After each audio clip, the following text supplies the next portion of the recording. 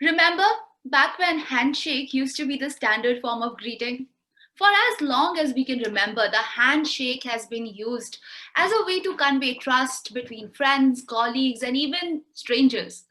But in the middle of the current global health crisis, maybe it's time to re examine a new standard gesture. Namaste, Adab, hello. Time to go back to the roots. In just a few weeks, the society has undergone a major overhaul in the way companies and citizens live and work. It's truly impressive how adaptable humankind can actually be. But how can one launch a new business in such a scenario? How to scale in a low touch economy? Well, this is exactly the next session is going to explore. Launching and scaling businesses in a low touch world. Moderating this session, we have Mr. Faisal Sejan. He is an entrepreneur and investor who has helped develop, articulate, and execute business strategies for companies like Xcure, Travely, Patari, CFX Comics, AutoX, Fictive Labs, and BookMe. Along with him, joining in the session would be our speakers, Mr. Munib Meyer, he's the co-founder at Daraz.pk, Pakistan's leading e-commerce portal that sells fashion online. Mr. Yusuf Hussain, he's the head of venture capital at Habib Bank Limited. Mr. Shahid Khan, he is Shahid Rafiq Khan, a Pakistani-born American millionaire businessman and sports tycoon. He is the owner of Flex and Gate, an American automotive company, and along with them, we also have Dr. Faraz Shabri. Mr. Faisal, over to you. Uh, Thank you, Akriti. I think I just need to correct a couple of things. Munib has moved on from Daraz a while ago. He's now the co-founder and he's the founder and CEO of Bikea, which is Pakistan's largest bike hailing service. And they've recently raised a very large round of $30 million. So they're moving on to a lot of things. Same with Shahid Khan. I think, again, there's a mix up there. So Shahid Khan is global director with SAP, and he's a digital evangelist. He talks about digital evangelization, digital movement, getting people on digital streams, digitizing their entire processes. So, I mean, I just wanted to correct that. Dr. Farah is with us. She's the CEO of EdTech Works. She was an educationist. She was teaching at the Lums University for many, many years till the bug of entrepreneurship bit her. And she's given up that job.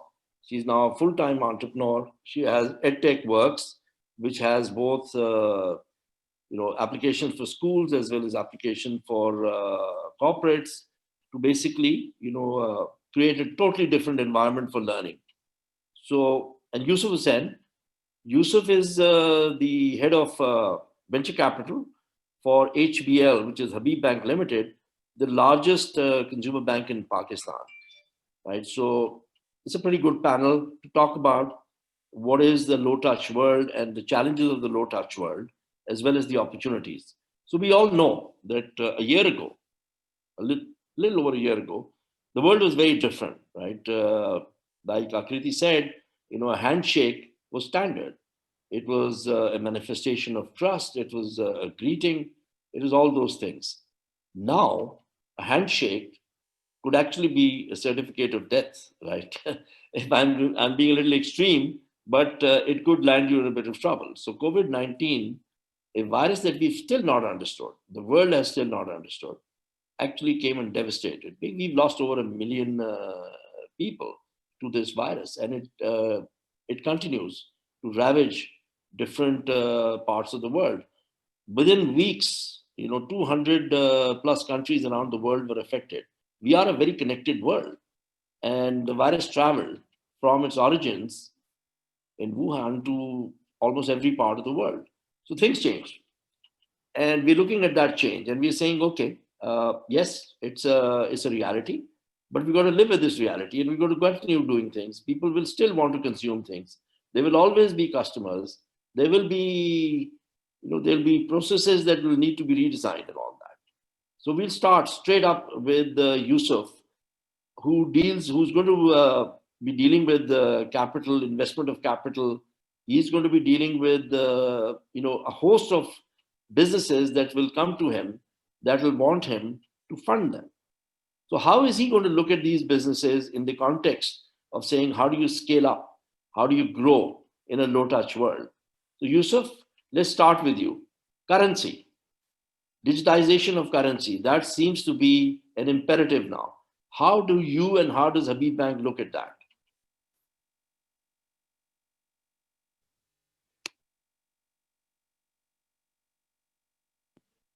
Yusuf, can you hear me? Is your mic on mute? Yes, yes. Okay. So basically, the question I asked was, how does Habib Bank, how does your venture arm look at the low touch world, and how are you going to address right businesses coming to you, particularly in the context of fintech, digitization of currency? Because I believe the state bank has also started to move towards cryptocurrencies. So, what is your perspective on that? Thank you, Faisal. Excited to be here. It's an exciting time to be in the field of venture capital in a country like Pakistan.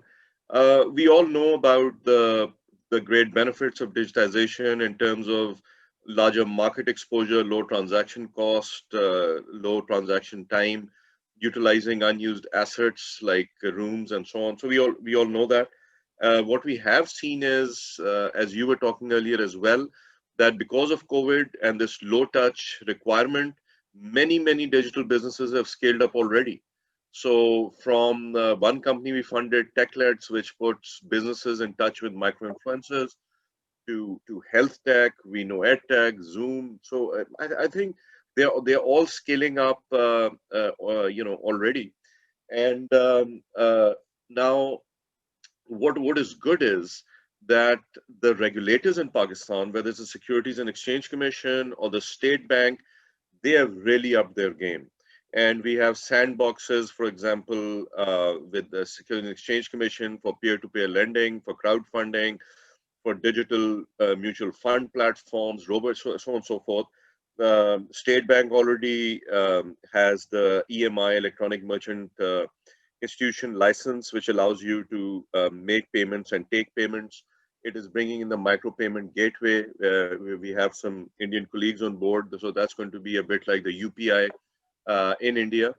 And now, if we look at other countries, Indonesia, Malaysia, India, what have you, in terms of 3G, 4G, in terms of smartphone, mobile broadband penetration, that happened a few years ago, a few years before us.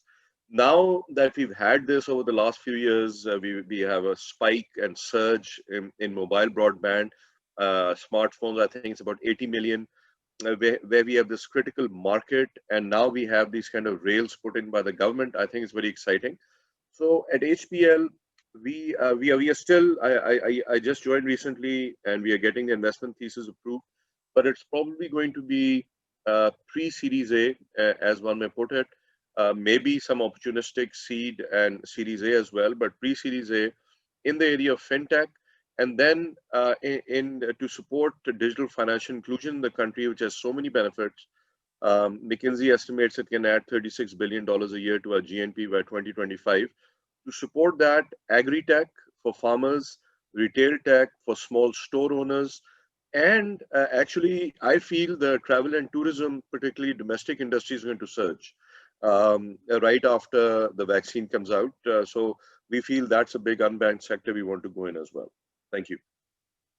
Thanks. I agree with you on the tourism surge because I just came back from Chitral, and trust me, right, one hell of an experience. So I'll move on to Shahid next. Shahid Saab, please give us your perspective because it's always going to be unique in terms of consumer centricity in a low touch world. How do we still stay connected to the consumer? How do we still understand what they want? How do we still understand, their wants and desires, and keep ourselves focused and keep our product market fit to the optimum level?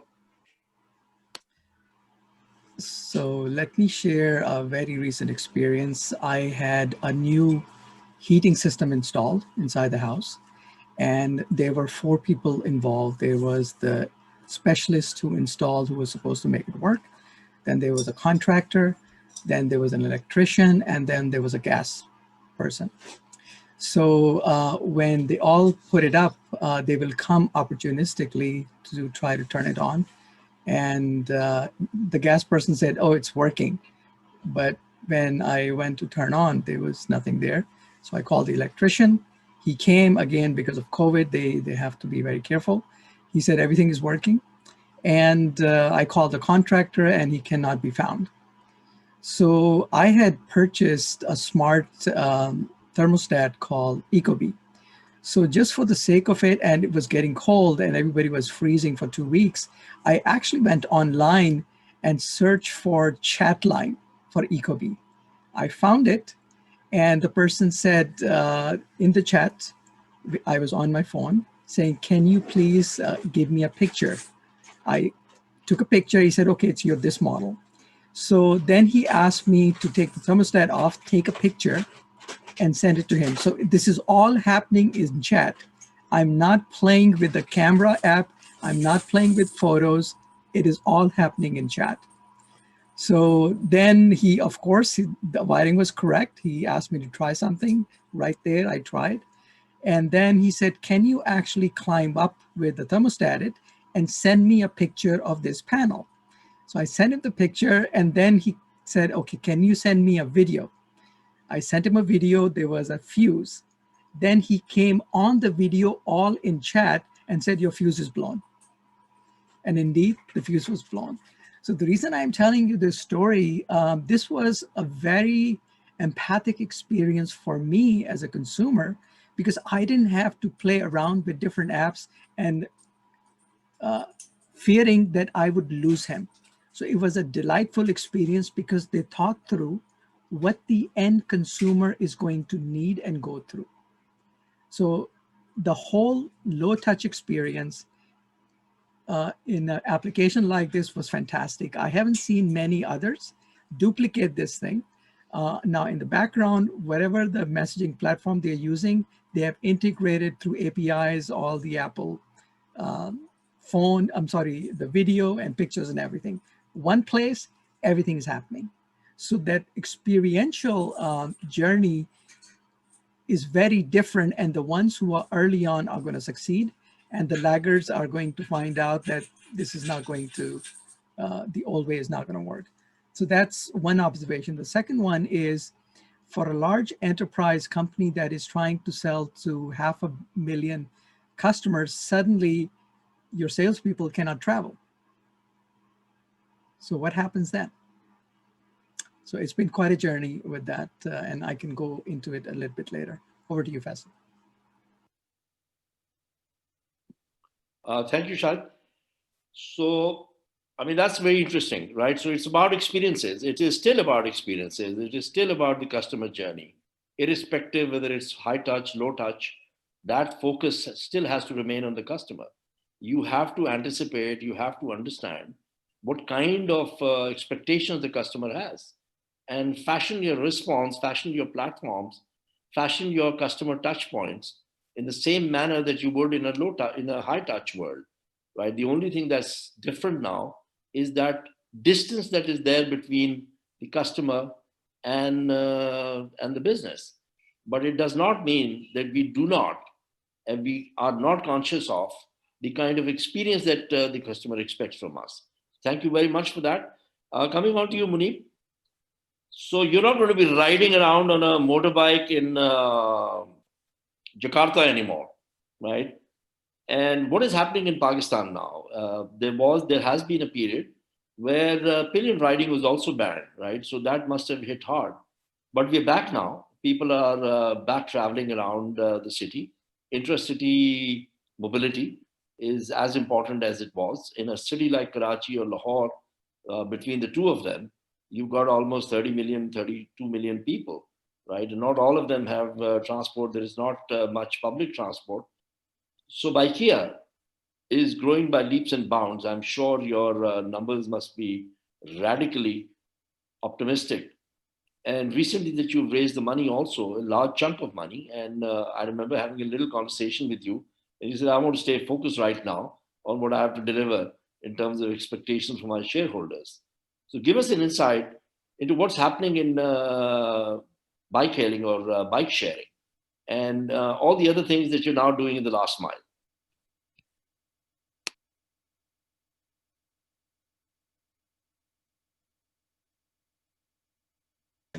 Can you hear me?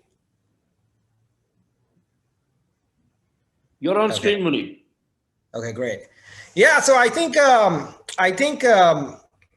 to be very honest with you, so our business, we're primarily a motorbike taxi and instant delivery business. And clearly during the lockdown, the transport business, which is pillion riding business, was suspended. Right? By the state. But soon as it was reinstated, like taxi, actually way bigger reasons for that. So one, as people have been hurt economically, they have gravitated to more cost-efficient modes. I think your transport, there's a right? little bit of lag and distortion in your. If you can just check your connection. Okay, just give me a sec. Let me change it.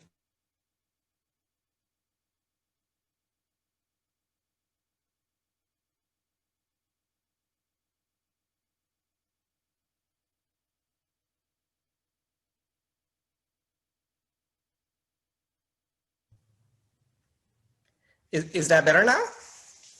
Yes, it's better. Okay, Much great. better. Yeah. So what I was saying was that post the lockdown ending, pillion riding numbers are actually way higher than they were pre-COVID, right? And so people who would otherwise travel on buses are now on motorbikes, and people who would travel in cars are also on motorbikes. And the reason for that is that in buses, you're in a confined environment, right? Similarly, in cars, you're sort of like boxed in, forced to share air-conditioned air, right? But that's not the case on a motorbike. On a motorbike, basically, you're out in the open, particularly if you're wearing two helmets. It's actually safer than it is being in a bus or in a car with someone. So we've actually seen the opposite. We've seen big growth in motorbike ride hailing, as soon as the lockdown was relaxed. Now, coming towards the delivery side of the business, so deliveries are essentially, it's a luxury, right? It's a luxury for the upper middle class, right, or the upper class. And so, even though you see examples of Amazon doing super well, or Deliveroo doing super well, that's because the rich have the luxury to sit at home, punch in their cards, and essentially get someone who is not as economically privileged as them to bring them their things, right? And so, so we kind of recognize that it's not a very, very large market for us, today, but we're trying to tap into it. And the fixes that we're coming around to solving around there is, one, when the driver logs on, he's got to give his temperature, his temperature reading, and we've made that visible. So before a driver comes to you, you make sure that the temperature is visible. The second thing we did was, on cash on delivery, which is typically prevalent in South Asia and even Russia, and for that matter, many other Middle Eastern countries as well. What we've enabled now is that on the tracking link of the rider coming towards you, you can also pay by Visa, MasterCard. So we've kind of enabled that as well. But I think like Shahid Saab was inferring, the gravitation in attitude, we're absolutely beginning to see that, right? So a lot more people now are doing social commerce, engaging either in physical or services being transacted, during the lockdown and after the lockdown. And the future that we see is a faster adoption rate, very similar to what happened with Alibaba post SARS. It didn't happen immediately, but clearly the mindset changed. And so the mindset is beginning to change in the trading community. And we see immense potential there, and that's absolutely a market we've got to tap into.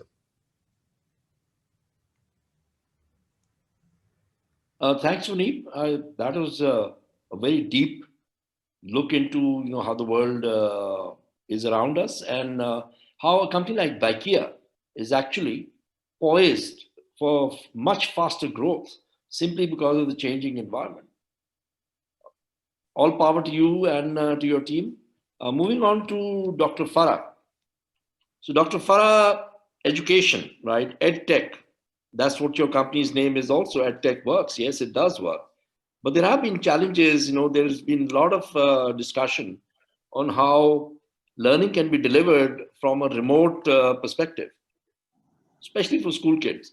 I think most of us here have either children or grandchildren. I have grandchildren, and my daughter always complains. She says, "I hate this online learning because for her to get her 3.5-year-old son to sit down in front of a screen and learn something is not easy."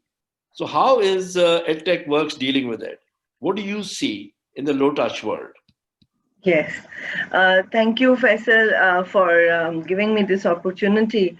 And let me start with this experiential learning example that we are having today in our organization. So when this COVID happened, we did some experiments. And one of the experiments that we did, we started Meri Urdu. And Meri Urdu is a product that we started for diaspora of Pakistan, because children were getting bored. So we thought Meri Urdu might be, interesting for the children and the parents as well. And guess what? So using our platform and using the teacher, Meri Urdu is becoming a very popular product. So the child who was not happy in sitting in front of the screen, even for a few minutes, now the child can sit very comfortably for about like 45 minutes or an hour, and having this conversation with the teacher, and later on they can go to Meri Urdu platform and they can enjoy themselves as well. Now it all boils down to the experience. Unfortunately, what happened in Pakistan, and I can only talk about in Pakistan, then we went to the platforms that even adults don't use, or even adults don't enjoy. So for example, in Pakistan, we say you can teach only by using Google Doc. For heaven's sake, we don't use Google Doc for teaching. We use Google Doc for some other purpose. For example, which we call Microsoft Teams, we use Teams for some other purpose. We don't use Teams for teaching. So I think in Pakistan, we started using the tools, the right tools, but for the very wrong reason. And this is something which has started happening. So when I went and when I talked to the teachers and when I talked to the parents, and they told me that the school is telling us use 3 tools to teach in the class. Now, if you ask a teacher and if you ask a parent to manage 2 to 3 tools to teach or to manage the school's education, it's a mess. So right now, this was the situation in Pakistan, and I can only talk about it. Now, the solution of the problem is the realization that we need to create an experience which mimics the physical experience for a child. Now, nobody is talking about it. People say, oh, we have to go online. It's brilliant that you go online. So I think in EdTech Works, the whole conversation is around that. How can we mimic the physical environment in the online space so that we can generate a good, enriching experience for a child? And that was very much the ethos of EdTech Works. Over to you, Faisal. Thank you, Doc. Okay, education, we know that, the only way we can deal with a large number of people, especially in the context of, let's say, South Asia, And particularly, let's say, when we look at Pakistan, we're talking about millions of kids still not being able to go to school because the infrastructure may not exist, or the distances may be very large. They may not have transport and all that. So, in that environment, obviously, any technology that provides access to learning would be technology that would scale fast. And I'm going to now put Yusuf Hussain on the spot. So, Yusuf, are you going to fund Dr. Farah or not?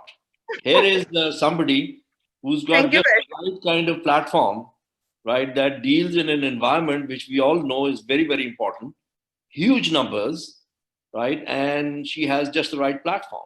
So, in a low touch context, uh, is she still a high risk investment?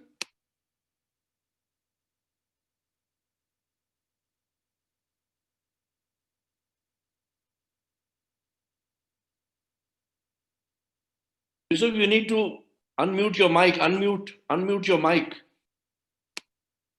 Oops, sorry about that. No, what I was saying was I'm a fan of Dr. Faraz. I'm a fan of her work, as I am, by the way, of Munib's. I think Munib is kind of further along, obviously, but I think that I've not lately kind of taken a look at what Farah has accomplished, but definitely these are the kind of things that one would like to take a look at. Now, remember, coming to HPL, number one is obviously ROI as a VC fund for us.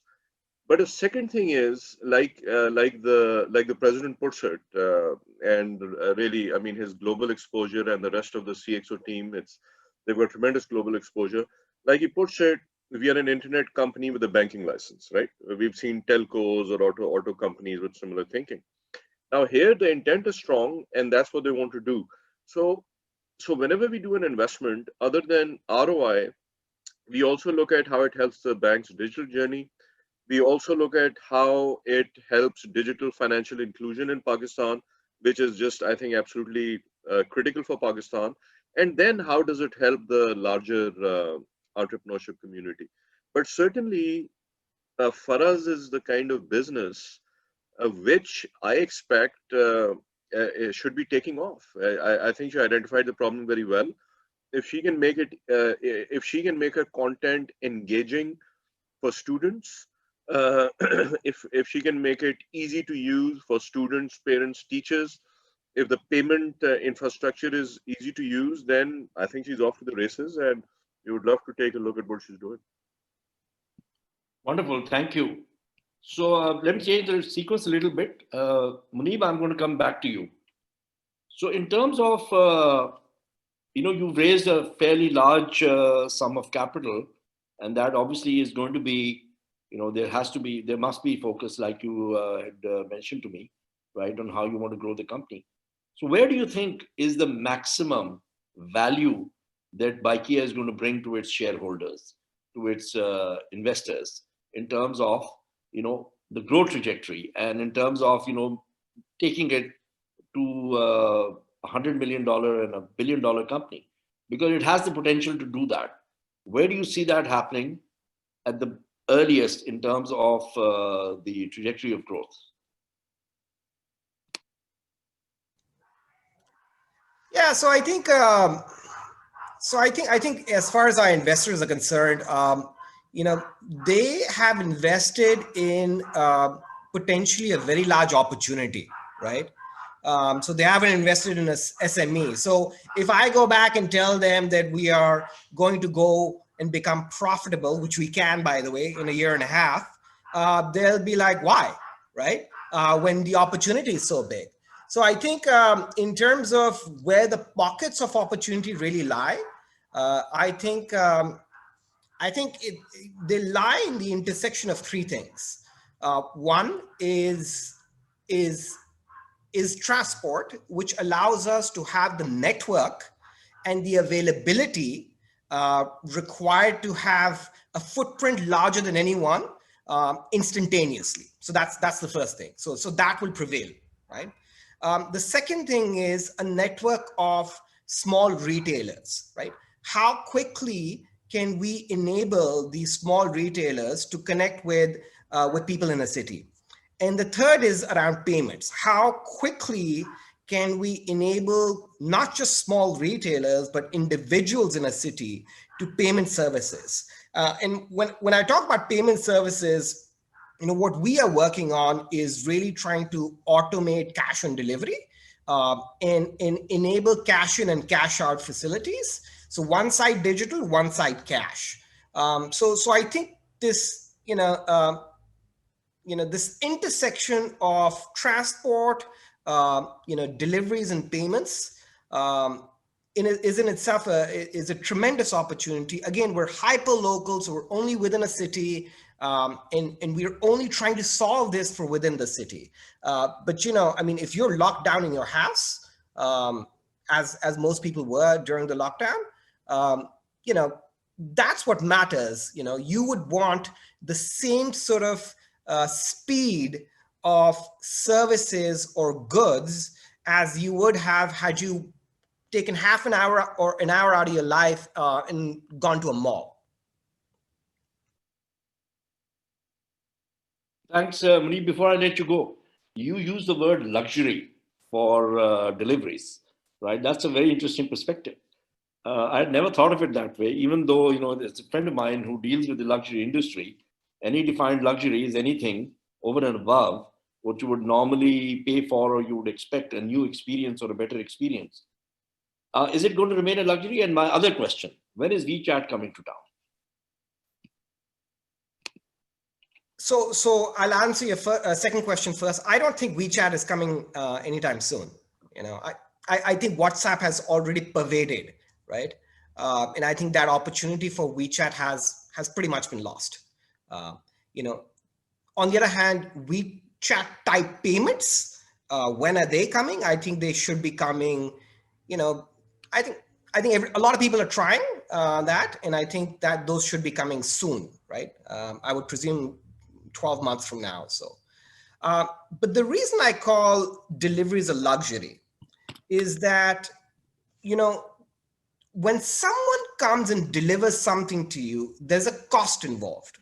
And at minimum, that cost is about $1, right?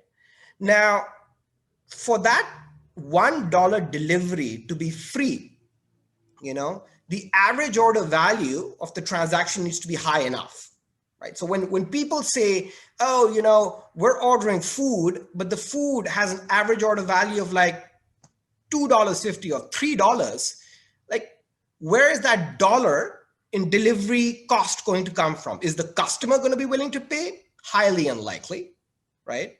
The customers will typically pay $1 in delivery when the average order value of the what they're buying is typically over $7, right?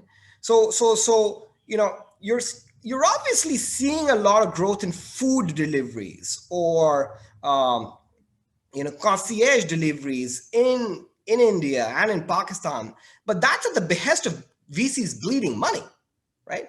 You're just burning money to drive adoption, but that adoption is never going to stick because the adoption demographic can't afford to pay that dollar in delivery fees. Thanks, Munib. Faisal, can I just ask you, Munib, a question? Sure. Munib, what's your view on electric bikes, and do you see them playing a role anytime soon?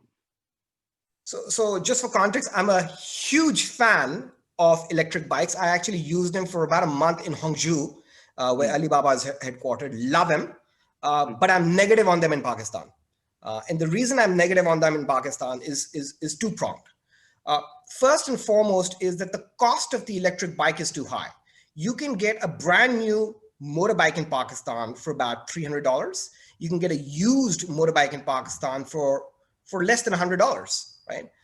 And so the reason why electric bikes have worked in China is because the state has banned fuel-based motorbikes or fuel-based two-wheelers in most of the urban centers. And because the state has banned them, right, the only alternative is electric. But in China, electric bikes are very cheap. For about $100 or $200, you can buy an electric bike. And in addition to that, the other factor, and forget about electricity costs, the second factor is that electric bikes need battery replacement once a year, right? That battery replacement is at least $70, right? So the economics only pan out if the battery cost replacement cost is low year on year, and the state kind of clamps down on fuel-based vehicles, which I find highly unlikely, because the cost of producing electricity in Pakistan is 5x of what it needs to be. Okay, thanks. Thanks, Munib. Shahid Saab, coming back to you, right? So I know you've been patiently listening, and those gears in the mind must be turning, right? So Munib described deliveries as a luxury. He's right in a lot of ways, but then we see continuous movement towards grocery shopping now going online. Online e-commerce growing. It's one of the fastest growing sectors in Pakistan, and I think even worldwide. Deep tech is always there, but deep tech is now powering, different fulfillments for consumers. So how do you think is going to pan out?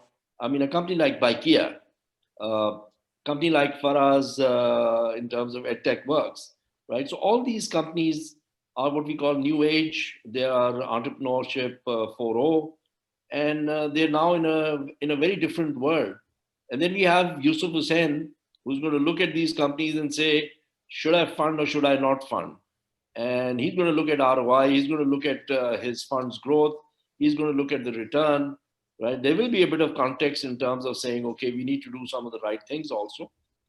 So do you think empathy, that one word that we've learned from you, how deeply will empathy now affect what we do? So I promised not to disrespect Yusuf's business, but your question forces me to, if the banking sector in Pakistan, the leadership learns what empathy is, everybody in the banking sector, because they never had to. Give you an example. If I want to pay a bill online, I want to put a note that I'm sending 3,000 rupees to Munib. I just want to put that note. I can't do that. So at the end of the month, when I have a statement, I have no idea because I forgot that I sent 3,000. This is a very, very old banking rail problem. It's like the systems in place are 40 plus years old, because there was never an emphasis to how can we delight the consumer? And by same extension, it is extended to the digital wallets that exist in Pakistan. I've tried all of them. And I'm sorry, the experience is it's minus 50. So if just on the fintech and the payment infrastructure and everything, you don't have a choice if you want to scale this. Right now, I have not gone to my physical bank, in almost 8 months. I had 2 problems, and they were solved proactively. It took me 3 tries because the phone lines are very busy with that. So I think in the local context, there's this fintech, payments, and everything. They need empathy, basic 101, just that. And I'm not talking about, I'm talking about the top. Because banking sector has had a very good life in Pakistan since 47. Let's be very honest. People are giving the money and banking loaning it out and making money. So that's one dimension. The other one, if I can give a kind of a local perspective, the mobility business, which is cars, trucks, bikes, in US, the cars are collecting dust. And actually there's a tow truck almost every day in front of my streets because the car battery has died for the last 6 months. So now people who purchase on finance, they're saying, what did I do? This is a dead asset. So because of that, I think that business is going to change. Connected with that, the insurance business is going to change. Because how can you charge people when they're not driving the asset, for example? It's like you shouldn't be doing this. Maybe a new business model should emerge. So there are opportunities, I think, all around. But whenever an end consumer is involved, if you do not delight through your offering, and somebody else comes up, they have no problem switching. There is no stickiness if you don't provide the solution. And there are more people so this user experience, usability, delighting, it has become far more visible now because people are stuck at home. So I'm not sure that answers your question. And Yusuf, my apologies. I wasn't planning to say this, but no, Shahid, with Faisal's permission, I'd just like to respond on a couple of things. Is that okay, Faisal? Yes, it is, as long as it's short. Because, just to be empathetic, because your whole question was being empathetic. But, point taken. But let me just tell you one thing, because I'm in those meetings day in, day out. Customer journey, customer delight, customer feedback, customer referrals are part of every conversation. Ramping up to Basel III, the latest core banking application is very important. And, let me just add that Connect, the lifestyle app, has about 5 million downloads, about 12% monthly active users. It's growing at about 150,000 a month. Yet, absolutely, I agree with Shahid that one can always do better. And that is a realization inside. And Shahid, contact me. We are on LinkedIn and Facebook and everywhere. And give me your specific feedback, and let's see where we can take it from there to further improve things. Thanks. On that, I'm going to move my account from Standard Chartered to Habib Bank. Yay. Okay. Okay, Dr. Farah, let's come to you. So I have a question for you, which came from the audience.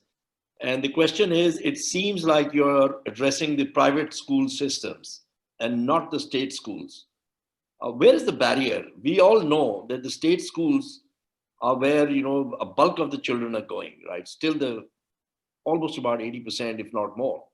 So how do you break into that structure, into that whole system? Have you looked at that? Yes.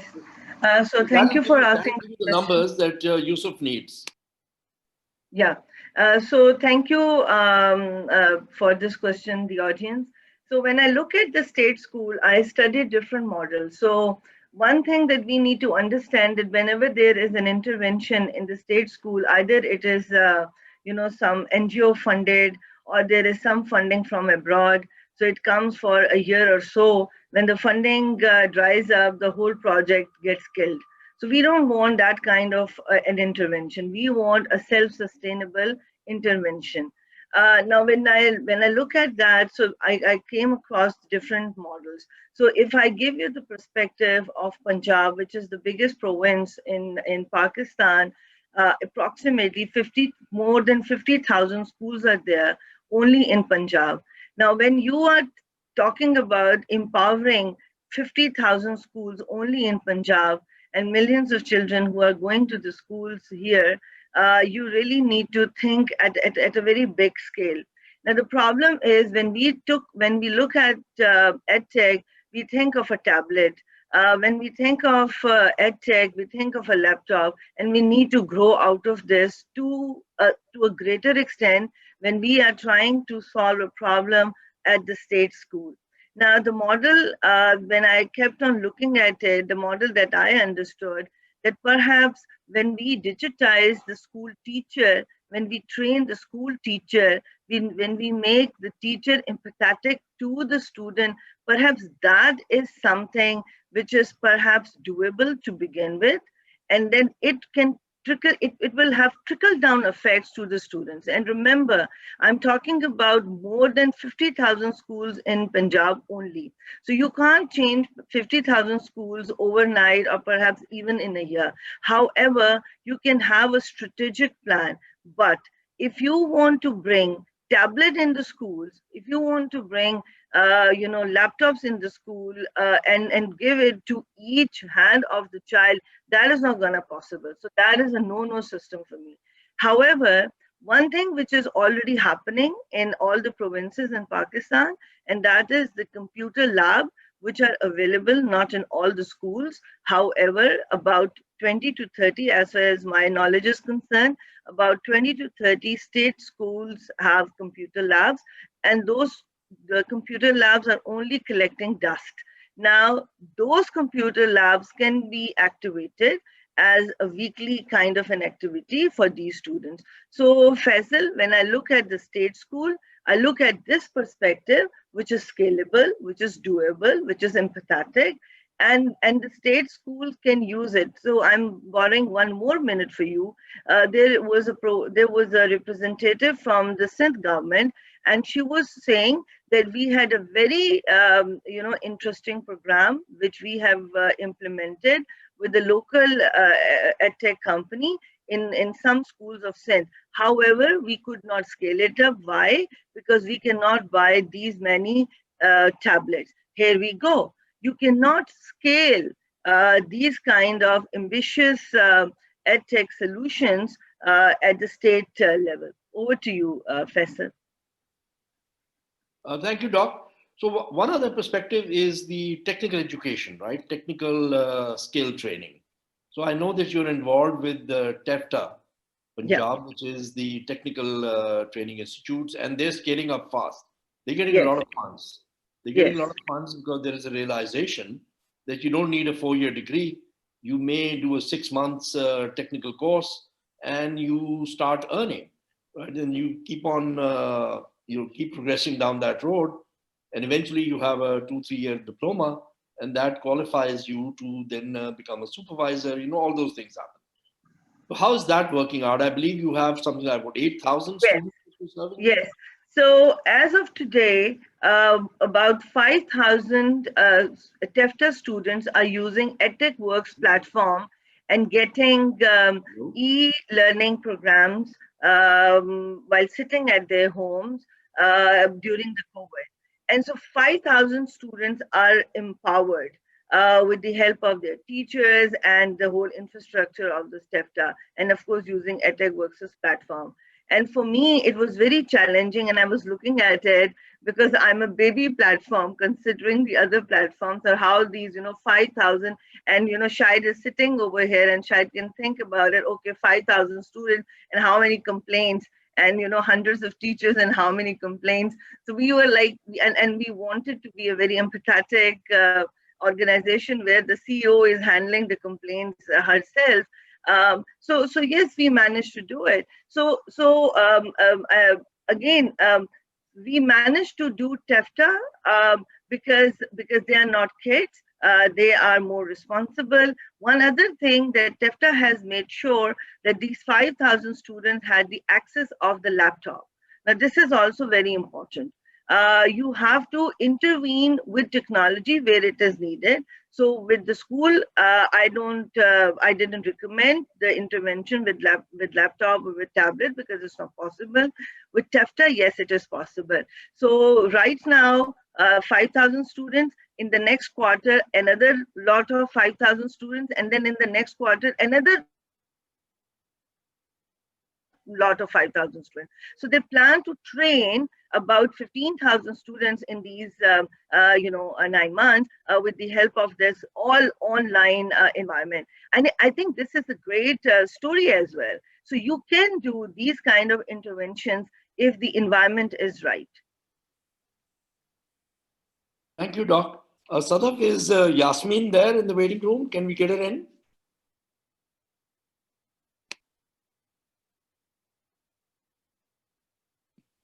Akriti, if you could check if we have somebody in the waiting room. While she checks that, I just want to thank all of you. Right, I think it is the kind of discussion that at least I was expecting. We would have loved to have more time. That always helps. But I think the short, crisp answers were critically important, and they were on the spot. So I'm going to sign off with you, Munib. Right. When we talk about when we talk about taxi bikes and or bike taxis, and we talk about last mile, we talk about deliveries, we talk about currency, right? From COD to cash in to digitization, movement of money is fast. I mean, I know that most of our e-commerce players hurt because of the lag that happens between the customer paying and them getting their money in their bank. So where do you see that critical intervention that Baikia is making, right? Is Baikia now going to become the one word that we will all use for moving things fast? Well, I hope so, right? So, we deliberately chose the name Baikia, not just for motorbikes, but also by Kia, BUY, by Kia. Um, Listen, I think the problems are quite complex, right? Because essentially you're trying to drive adoption in a very nascent environment, right? And because people, for the most part, have not really gravitated beyond chat and entertainment to really using technology for productivity, right? I think COVID has really helped EdTech, for example. No one thought that we could enable our children to get on laptops and spend a few hours on a laptop. But I think the drivers are there. The big question is how long will it take and how much capital will be required, right? Because unfortunately, because of low literacy levels in the subcontinent, a lot more capital is required to move the puck, right?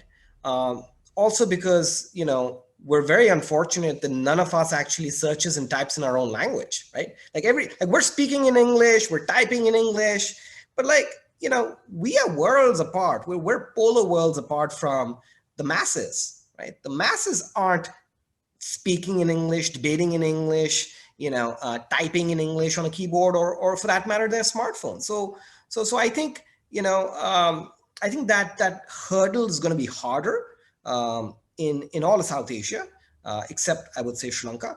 But let's hope that product or design influences can drive adoption faster, because otherwise there'll be capital. Thanks, Muneeb. So Yusuf, 30-second plug for HBL Venture Capital. But before that, let me just endorse disagree with Muneeb on one thing, disagree on another thing. Insofar as people moving beyond entertainment, I'll give you an example where they have, and chatting. And number two, I endorse the local language. Digiskills.pk, $5 million project, over 1 million subscribers in little over a year, third-party estimate earning $110 million a year, freelancing revenue. Why HBL? I think HBL has 25 international branches. When we come to, for example, startups moving money in and out of Pakistan, which is a big pain area, I think we can help there. Head of our Singapore branch is an investment banker. And we've got HBL Pay, we've got Connect, leader in capital under management, leader in branches, 1,700 in e-commerce, payment processing, in a bunch of other areas, salary processing, POS machines, ATM machines, so on and so forth. And a real commitment, which I see day in and day out, of going down the digital part. So I think we are a natural partner for tech startups. Thanks. Thank you. Shahid Saab, your sign off. 30 seconds. I think for me, my sign off is what Muneeb said, that we have a big gap and every effort should be put in to, because originally I was going to speak in Saraiki today, but I didn't want to violate your role. I'm just kidding.